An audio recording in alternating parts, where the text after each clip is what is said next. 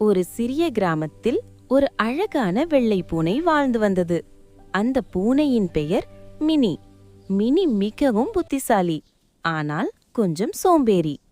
ஒரு நாள் மினிக்கு மிகவும் பசி ஏற்பட்டது. அது வீட்டின் சமையலறைக்குள் சென்று உணவு தேடத் தொடங்கியது. ஆனால் எங்கும் உணவு கிடைக்கவில்லை. அப்போது ஒரு எலி அரிசி மூட்டைக்கு பக்கத்தில் ஓடிக்கொண்டிருந்தது. மினி அதை பார்த்ததும் பிடிக்க நினைத்தது. ஆனால் உடனே ஓடாமல் அமைதியாக யோசித்தது. நான் வேகமாக ஓடினால் எலி தப்பித்துவிடும். புத்திசாலித்தனமாக செயல்பட வேண்டும் என்று நினைத்தது.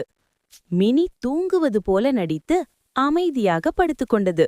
எலி பாதுகாப்பாக இருக்கிறது என்று நினைத்து வெளியே வந்தது. அந்த நேரத்தில் மினி வேகமாக பாய்ந்து எலியை பிடித்தது. அதன் பசி தீர்ந்தது. அன்று முதல் மினி புரிந்து கொண்டது, வேகம் மட்டுமல்ல, புத்திசாலித்தனமும் வெற்றிக்கு முக்கியம்.